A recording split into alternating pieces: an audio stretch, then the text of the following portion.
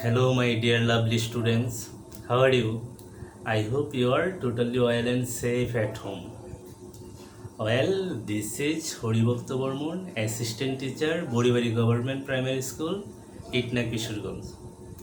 Dear student, recently I talked to you and your parents on mobile, and I have researched your studies, and I told you that you have to read at home regularly. তো প্রিয় শিক্ষার্থী বন্ধুরা, আজকে আমি আবার বলছি, তোমরা অবশ্যই বাড়িতে সকাল সন্ধ্যায় পড়তে বসবে। সংসদ টেলিভিশনে প্রচারিত ক্লাসগুলো দেখবে যাদের বাড়িতে টেলিভিশন আছে, এবং অবশ্যই স্বাস্থ্যবিধি মেনে চলবে। কেমন? তো প্রিয় শিক্ষার্থী বন্ধুরা, তোমাদের সাথে কথা বলার সময় পঞ্চম শ্রেণীর অনেক শিক্ষার্থীরাই আমাকে বলেছিলে যে তোমাদের পরীক্ষায় আসে ডব্লিউএস কোশ্চেন, এটা তোমাদের কাছে অনেকটা কঠিন। আর সত্যিকার অর্থেই WS question is very difficulty in primary level, I think. But don't today I will discuss about WS question and how to make WS question. Okay. Before start the class, I want to say something to my respectable sir, madam, guardians and friends. Adab, namaskar. And I hope you would enjoy my class. And if I mistake in speaking, writing or arranging in my words, grammar, pronunciation, please do not hesitate to remind and correct me in a comment. Okay. তো প্রিয় শিক্ষার্থী বন্ধুরা, W S question তৈরি করবার পূর্বে আমাদের W S question সম্পর্কে একটু প্রাথমিক ধারণা থাকা প্রয়োজন। তোমরা জানো there are 5 kinds of sentence in English, অর্থাৎ 5 প্রকারের সেন্টেন্স আছে: অ্যাসার্টিভ, ইন্টারগেটিভ, ইম্পারেটিভ, অবজেক্টিভ এবং এক্সক্লামেটরি সেন্টেন্স। তো ইন্টারোগেটিভ সেন্টেন্স কাকে বলে তোমরা নিশ্চয়ই জানো, অর্থাৎ the sentence that ask question is called an interrogative sentence or question. অর্থাৎ যে সেন্টেন্স দ্বারা প্রশ্ন জিজ্ঞাসা করা হয় তাকে আমরা কি বলি? ইন্টারোগেটিভ সেন্টেন্স বলি। তো ওই ইন্টারোগেটিভ সেন্টেন্স 2 প্রকার: এক ইয়েস নো কোশ্চেন এবং 2 ডব্লিউএইচ কোশ্চেন। এখন আমরা জানবো ডব্লিউএইচ কোশ্চেন কাকে বলে। ইংরেজি ভাষায় যে কোশ্চেন এর শুরুতেই ডব্লিউএইচ ওয়ার্ড দ্বারা শুরু করতে হয় এবং যে কোশ্চেনের আনসার কখনোই হা অথবা না হয় না, তাকে আমরা কি বলি? ডব্লিউএইচ কোশ্চেন বলি। আবার বলছি, তোমরা একটু মনোযোগ দিয়ে শোনো। অর্থাৎ ইংরেজি ভাষায় যে কোশ্চেনের শুরুতেই ডব্লিউএইচ ওয়ার্ডস দ্বারা শুরু হয়, যেমন who, which, when, why, how, etcetera, এবং যে কোশ্চেনের আনসার কখনই হা অথবা না হয় না, তাকে আমরা ডব্লিউএইচ কোশ্চেন বলি। ওকে। তো প্রিয় শিক্ষার্থী বন্ধুরা, WH question is very important to communicate with others, to participate in conversation, to improve language development, and specially to make question in any situation and so on.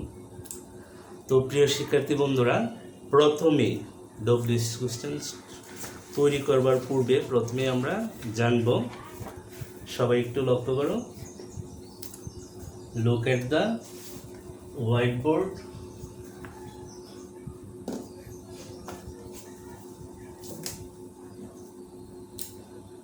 প্রথমে ডব্লিউএইচ ওয়ার্ডের অর্থগুলি জানি। হু, কে, কে, কারা। হুম, কাকে, কাদেরকে। Whose, car, Quader. হোয়াট, কি, কি।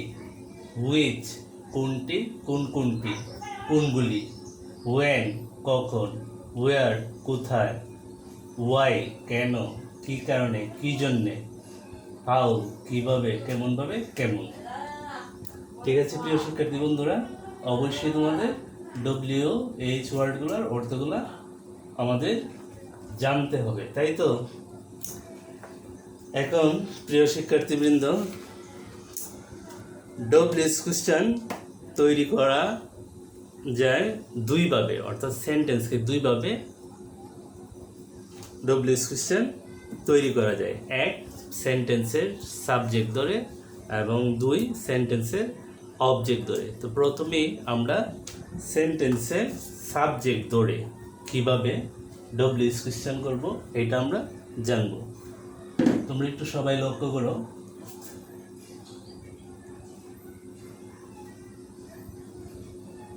ওকে, যদি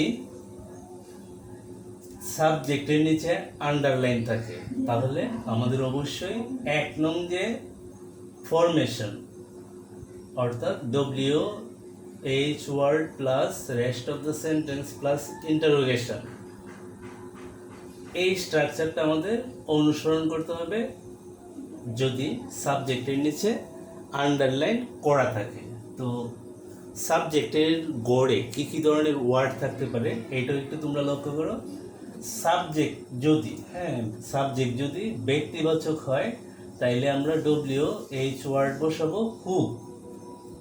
বস্তুবাচক বা বিষয় যদি হয় তাহলে আমরা WH ওয়ার্ড বসাবো কি, ওয়ার্ড।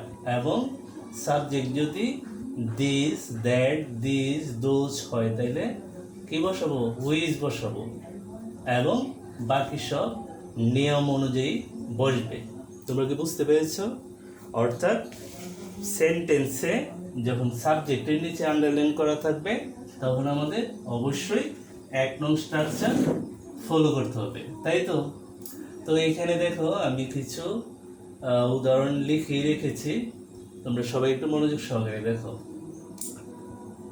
প্রথমেই দেখো এখানে লেখা আছে Raju is a fire fighter, এবং আন্ডারলাইন করা আছে সাবজেক্টের নিচে রাজু। তো এটা আমরা কি করব, WH কোশ্চেন তৈরি করব। সাবজেক্ট কি, ব্যক্তি। তো এখানে বলাই আছে যে সাবজেক্ট ব্যক্তিবাচক হলে হু বসে, তাহলে রাজুর পরিবর্তে আমরা কি বসাবো, হু বসাবো। তারপর বাকি অংশ অর্থাৎ ইজ এ ফায়ার ফাইটার, এটা পুরাটা লিখে ফেলবো, is a fire fighter, is a fire fighter লিখে শেষে প্রশ্নবোধক চিহ্ন দিয়ে দিব। Who's a fire fighter, Raju is a fire fighter. একবারে সহজ। অর্থাৎ যখনই সাবজেক্টের নিচে আন্ডারলাইন করা থাকবে তখন আমরা শুধুমাত্র এই স্ট্রাকচারটা ফলো করবো, তাহলেই হয়ে যাবে। Okay, next example, milk is a good food. তো এখানে সাবজেক্টের নিচে আন্ডারলাইন করা আছে, অর্থাৎ মিল্ক সাবজেক্টটা কি, বস্তু।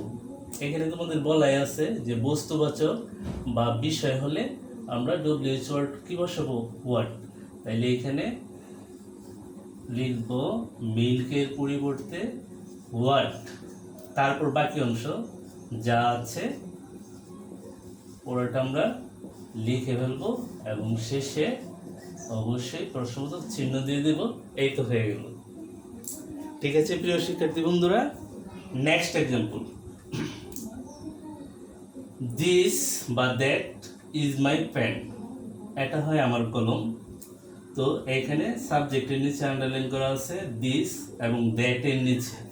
তো আমাদের এখানে একটু লক্ষ্য করো যে সাবজেক্ট যদি দিস, দ্যাট, দিস, দোজ হয় তাহলে আমরা WH ওয়ার্ড কি বসাই, উইচ। তাহলে এখানে আমরা কি বসাবো, উইচ বসাবো, উইচ বসালাম। পরে বাকি অংশ ইজ, এখানে মাই আছে, মাই থাকলে কিন্তু মাই লেখা যাবে না, লিখতে হবে ইউর। তোমাদের একটু বলে রাখি, একটু লক্ষ্য করো, বোর্ডের দিকে তাকাও একবারে ওই পাশে। অর্থাৎ সেন্টেন্সে যখন আই থাকবে তখন WH কোশ্চেন যদি আমরা তৈরি করি, আই, উই এর পরিবর্তে আমাদের লিখতে হবে ইউ। এবং সেন্টেন্সে যদি মাই, আওয়ার যদি থাকে তাহলে ডব্লিউএইচ কোশ্চেন তৈরি করার সময় আমাদের কি লিখতে হবে, মাই আওয়ারের পরিবর্তে ইউর লিখতে হবে। এই জন্য এখানে আমরা কি করলাম, মাইয়ের পরিবর্তে ইউর লিখলাম। হুইচ ইজ ইউর পেন লিখে প্রশ্নবোধক চিহ্ন দিলাম। এই তো হয়ে গেল, which is your pen, this is my pen. Okay, তাহলে প্রিয় শিক্ষার্থী বন্ধুরা, তোমরা কি বুঝতে পেরেছ? অর্থাৎ সাবজেক্টের নিচে আন্ডারলাইন থাকলে আমরা কি করব, 1 নং স্ট্রাকচার, 1 নং যে ফরমেশনটা আছে এটা আমরা অনুসরণ করব। ঠিক আছে, কি একটু সহজ মনে হচ্ছে না এখন?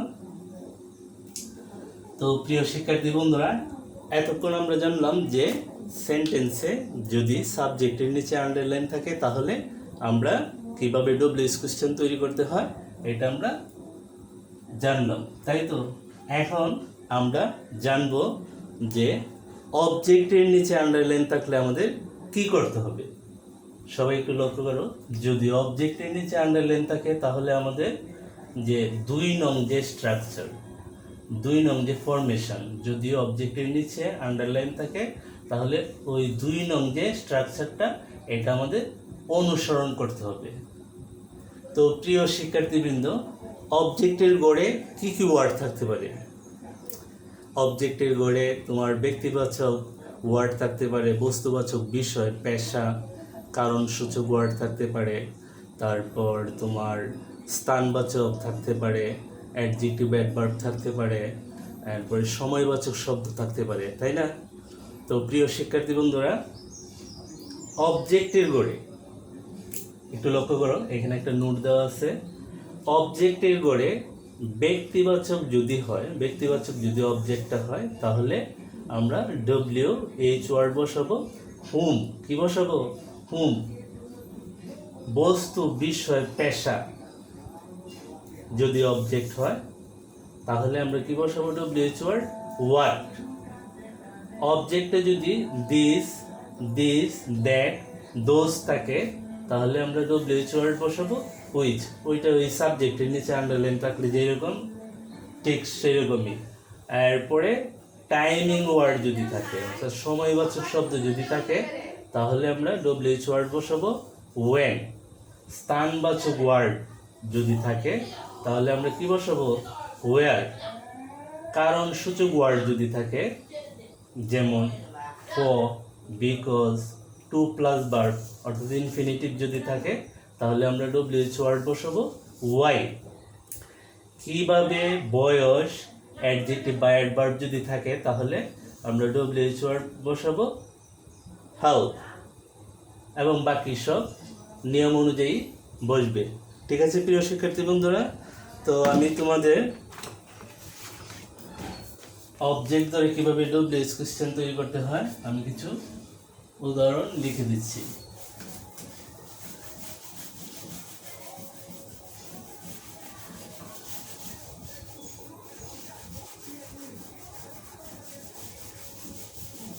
Stay with me.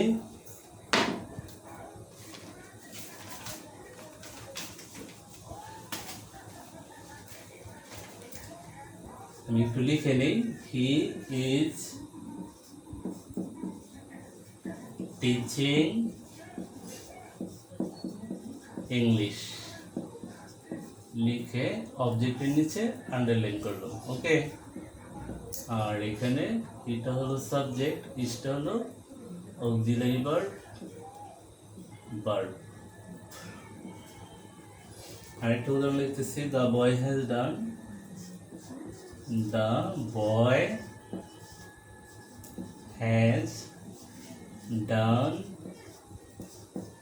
দিস বা দ্যাট লিখে অবজেক্টের নিচে আন্ডারলাইন করবেন। তো দি বয় হলো সাবজেক্ট, অক্সিলারি ভার্ব।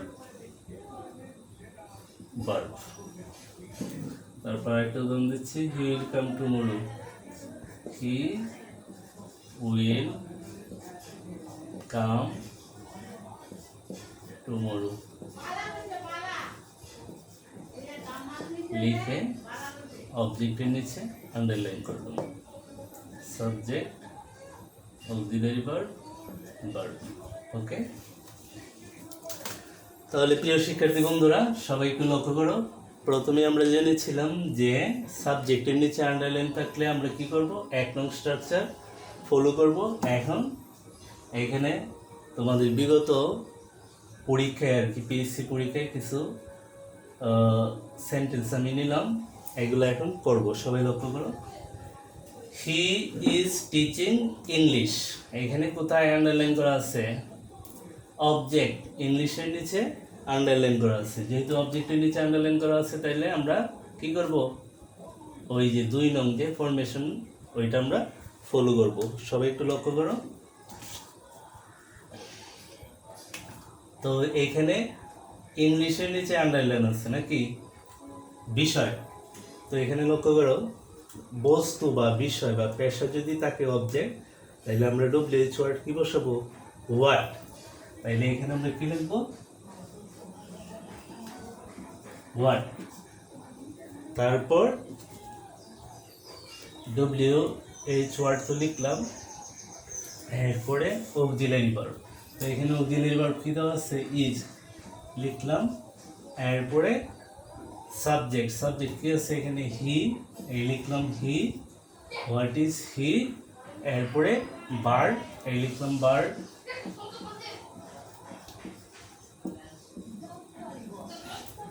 এরপরে এক্সটেনশন নাই, হোয়াট ইজ হি টিচিং, লিখে প্রশ্নবোধক চিহ্ন। এই তো হয়ে গেল। What is he teaching, he is teaching English. ঠিক আছে প্রিয় শিক্ষার্থী বন্ধুরা, অর্থাৎ অবজেক্টের নিচে যদি বস্তু, বিষয়, পেশা যদি থাকে, তাহলে আমরা ডব্লিউএইচ ওয়ার্ড বসাবো, what. Next example, the boy has done this বা দ্যাট বা দিস দোজ। তো অবজেক্টের নিচে আন্ডারলাইন করা আছে এবং অবজেক্টটা কি, দিস দ্যাট, আমাদের আগেই জানা আছে। একটু লক্ষ্য করো, যদি অবজেক্ট দিস দ্যাট দোজ থাকে, তাহলে আমরা কি বসাবো, উইথ। তাইলে এখানে আমরা কি বসাবো, উইথ। তারপর স্ট্রাকচার অনুযায়ী অক্সিলারি ভার্ব, এখানে অক্সিলারি ভার্ব কি আছে, হ্যাজ, উইথ হ্যাজ। এরপরে সাবজেক্ট দ্য বয়, তারপর ভার্ব ডান, লিখে প্রশ্নবোধক চিহ্ন, আর অতিরিক্ত নেই। তো which has the boy done, ছেলেটি কি করেছে, the boy has done this that. ঠিক আছে। Next example, he will come tomorrow, এখানে টুমোরোর নিচে আন্ডারলাইন করা আছে, অবজেক্টের নিচে আন্ডারলাইন করা আছে। তো টুমোরো অর্থ কি, আগামীকাল, একটা সময়। তো এখানে লক্ষ্য করো, টাইমিং ওয়ার্ড যদি থাকে, অর্থাৎ সময়বাচক শব্দ যদি থাকে, তাহলে আমরা ডব্লিউএইচ ওয়ার্ড কি বসাবো, ওয়েন। তাইলে এই টুমোরোর পরিবর্তে আমরা কি লিখব, ওয়েন। তারপর স্ট্রাকচার অনুযায়ী অক্সিলারি ভার্ব, অর্থাৎ এখানে দেওয়া আছে উইল, তারপর সাবজেক্ট হি, কাম, লিখে প্রশ্নবোধক চিহ্ন। when will he come, সে কখন আসবে, he will come tomorrow। ঠিক আছে প্রিয় শিক্ষার্থী বন্ধুরা। Next example, we live in Kishoreganj, এই যে অবজেক্টের নিচে এখানে আন্ডারলাইন করা আছে কিশোরগঞ্জ। তো কিশোরগঞ্জ কি, একটা স্থানের নাম নাকি। তো এখানে দেখো, স্থান যদি থাকে, অবজেক্ট যদি স্থান হয়, স্থানবাচক যদি ওয়ার্ড হয়, তাহলে আমরা ডব্লিউএইচ ওয়ার্ড কি বসাবো, ওয়্যার। তাইলে এখানে আমরা কি বসাবো, ওয়্যার। তারপর আমরা এখানে অক্সিলারি ভার্ব বসাবো, কিন্তু এখানে অক্সিলারি ভার্ব নাই। এখানে একটু তোমাদের বলে নেই, সাধারণত সেন্টেন্সে অক্সিলারি ভার্ব দেওয়াই থাকে 2টা টেন্সে, অর্থাৎ প্রেজেন্ট ইনডিফিনিট টেন্স এবং ফার্স্ট ইনডিফিনিট টেন্সে অক্সিলারি ভার্ব দেওয়া থাকে না। ওই ক্ষেত্রে যদি প্রেজেন্ট ইনডিফিনিট টেন্স হয়, তাহলে আমরা ডব্লিউএইচ কোশ্চেন তৈরি করার সময় আমরা ডো ডাজ ব্যবহার করি এবং ফার্স্ট ইনডিফিনিট টেন্সে ডিড ব্যবহার করি। তো যেহেতু সাবজেক্টের পরে ভার্বের প্রেজেন্ট ফর্ম, তাইলে এটা প্রেজেন্ট ইনডিফিনিট টেন্স, তাহলে আমরা এখানে ডু ভার্ব ব্যবহার করব ওয়ার ডু, তাই তো। এরপরে আমরা কি ব্যবহার করব সাবজেক্ট, এখানে উই আছে, উইয়ের পরিবর্তে আমরা কি বসাবো, এখানে দেখো লেখা আছে উই থাকলে আমরা ডব্লিউএস কোশ্চেন যদি তৈরি করি তাহলে আমাকে কি লিখতে হবে ইউ, তাহলে ওয়ার ডু ইউ। এরপরে কি করতে হবে ইউ, এরপরে ভার্ব লিভ, লিখে প্রশ্নবোধক চিহ্ন। ওয়ার ডু ইউ লিভ, তুমি কোথায় থাকো, উই লিভ ইন কিশোরগঞ্জ, তোমরা কোথায় থাকো, উই লিভ ইন কিশোরগঞ্জ। ঠিক আছে প্রিয় শিক্ষার্থী বন্ধুরা, তাহলে আমরা পরের উদাহরণে চলে যাই। লক্ষ্য করো, he goes to school on foot, অবজেক্টের নিচে আন্ডারলাইন করা আছে on foot. He goes to school, সে বিদ্যালয়ে যায়, অন ফুট পায়ে হেঁটে বিদ্যালয়ে যায়। তাও ধারা কিভাবে, মানে সে কিভাবে বিদ্যালয়ে যায়, পায়ে হেঁটে। এখানে লক্ষ্য করে দেখো কিভাবে বয়স অ্যাডজেক্টিভ বা অ্যাডভার্ব যদি থাকে তাহলে আমরা ডব্লিউএইচ ওয়ার্ড কি বসাবো, হাউ বসাবো। তাহলে এখানে ডব্লিউএইচ ওয়ার্ড হবে হাউ। তারপর স্ট্রাকচার অনুযায়ী আমাকে কি বসাতে হবে অক্সিলারি ভার্ব। তো এখানে তো অক্সিলারি ভার্ব নাই, আমি তোমাদের আগেই বলেছি যে অক্সিলারি ভার্ব যদি না থাকে তাহলে আমাকে ডু ডাজ ডিড লিখতে হবে। তো সাবজেক্ট প্লাস ভার্বের প্রেজেন্ট ফর্ম, অর্থাৎ আমাকে ডু ডাজ লিখতে হবে। তো এখানে তোমাদের একটা বিষয় বলে দিই যে যখনই দেখবে ভার্বের শেষে এস বা ইএস আছে তখন তোমরা ডাজ ব্যবহার করবে। তাহলে এখানে কি হবে ডাজ, হাউ ডাজ। এখন স্ট্রাকচার অনুযায়ী কি লিখবো আমরা সাবজেক্ট, সাবজেক্ট কি আছে হি, হাউ ডাজ হি। এরপরে ভার্ব, মূল ভার্বটা লিখবো গো। এখন আর কিন্তু গোজ লেখা যাবে না, কারণ ইএস এর জন্য কিন্তু আমরা ডাজ লিখে ফেলেছি। কাজে এখানে আমাদের বেস ভার্বটা লিখতে হবে how does he go to school, সে কিভাবে বিদ্যালয়ে যায়, এবং শেষে প্রশ্নবোধক চিহ্ন। ঠিক আছে প্রিয় শিক্ষার্থী বন্ধুরা, next example, they went to market for shopping অথবা to buy cloth. They went, তারা গিয়েছিল, টু মার্কেট, মার্কেটে গিয়েছিল, ফর শপিং, বাজার করার জন্য, অথবা টু বাই ক্লথস, কাপড় চোপড় কেনাকাটা করার জন্য। তো এটার নিচে আন্ডারলাইন করা আছে, অবজেক্টের নিচে আন্ডারলাইন করা আছে। তো কারণ মানে বাজারে কেন গিয়েছিল, কাপড় কেনার জন্য। তো এখানে লক্ষ্য করো কারণ সূচক যদি ওয়ার্ড থাকে, কারণ সূচক ওয়ার্ড থাকলে যেমন for, because, to plus verb, ওই যে টু প্লাস ভার্ব ইনফিনিটিভ যদি থাকে তাহলে আমরা ডব্লিউএইচ ওয়ার্ড বসাই ওয়াই। তাইলে এখানে আমরা কি বসাবো ওয়াই। তারপর আমাদের স্ট্রাকচার অনুযায়ী অক্সিলারি ভার্ব বসাতে হবে। তো এখানে তো অক্সিলারি ভার্ব নাই, অর্থাৎ সাবজেক্ট প্লাস ভার্বের ফার্স্ট ফর্ম।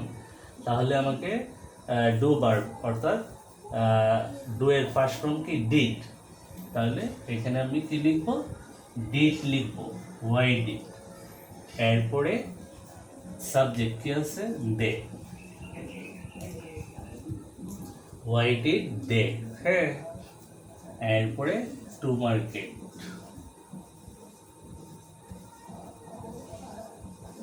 লিখে প্রশ্নবোধক চিহ্ন। ওয়াই ডিড দে, সরি এইখানে মূল ভার্বটা লিখতে হবে গো, অর্থাৎ আমরা এখানে ডিড লিখছি, তাই তো। ফার্স্ট ইনডিফিনিট টেন্স হওয়াতে আমরা কি লিখছি অক্সিলারি ভার্ব হিসেবে ডিড লিখছি। যেহেতু এখানে ডিড লিখছি, পরে আর ওয়েন্ট লেখা যাবে না, কি লিখতে হবে মূল ভার্বটা, অর্থাৎ গো। গো এর ফার্স্ট ফর্ম কিন্তু ওয়েন্ট। সো এখানে আমি গো লিখেছি নাকি, why did they go to market. বুঝতে পারছো প্রিয় শিক্ষার্থী বন্ধুরা? ওকে, তাহলে আমরা অনেকগুলো উদাহরণই করলাম, অর্থাৎ সেন্টেন্সের সাবজেক্ট ধরে আমাদের 1 নং ফরমেশন অনুসরণ করতে হয় এবং অবজেক্ট ধরে, অর্থাৎ সেন্টেন্সে অবজেক্টের নিচে আন্ডারলাইন থাকলে আমাদের অবশ্যই 2 নং যে ফরমেশনটা আছে, গঠন প্রণালীটা আছে, এটা আমাদের অবশ্যই অনুসরণ করতে হবে, তাই তো? তো প্রিয় শিক্ষার্থী বন্ধুরা, আমি আশা করি তোমরা কিছুটা হলেও বুঝতে পেরেছো। I think you have understood at least a little bit. Okay, dear student, if you can remember only 2 formation methods, I think you must be able to create WS question in exam. Okay, তো প্রিয় শিক্ষার্থী বন্ধুরা, আজকে এই পর্যন্তই। সবাই খুব ভালো থাকো, সুস্থ থাকো, বাড়িতে সকাল সন্ধ্যায় পড়তে বসবে, কেমন? Good bye.